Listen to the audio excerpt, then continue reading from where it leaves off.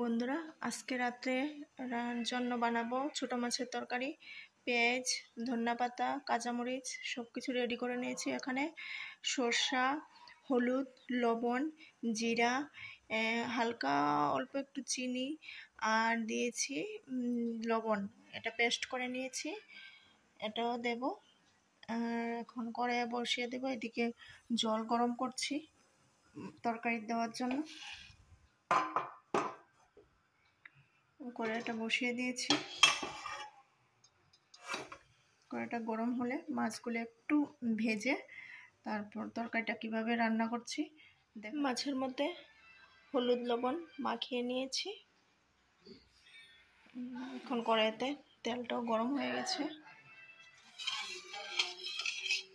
মাছগুলো একটু ভেজে নেব, তারপরে তরকারিটা রান্না করব।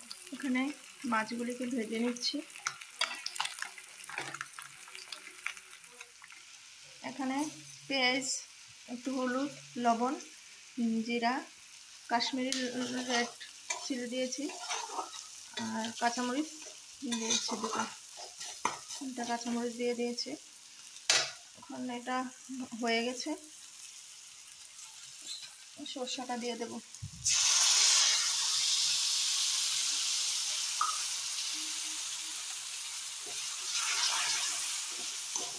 একটু হয়ে গেলে এখন মাছগুলি দিয়ে হালকা ঝোল দিয়ে দেবো। মাছ দিয়ে দিয়েছি, দেওয়ার পরে এখন একটু ফ্রাই হয়ে যাক, হলে ঝোলটা দিয়ে দেব। এখন বন্ধুরা জল দিয়ে দিচ্ছি।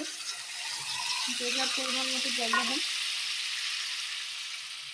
আমি তো হালকাই দিয়েছি, কারণ এটা যখন একটু মাখা মাখা হবে খেতে ভালো লাগবে।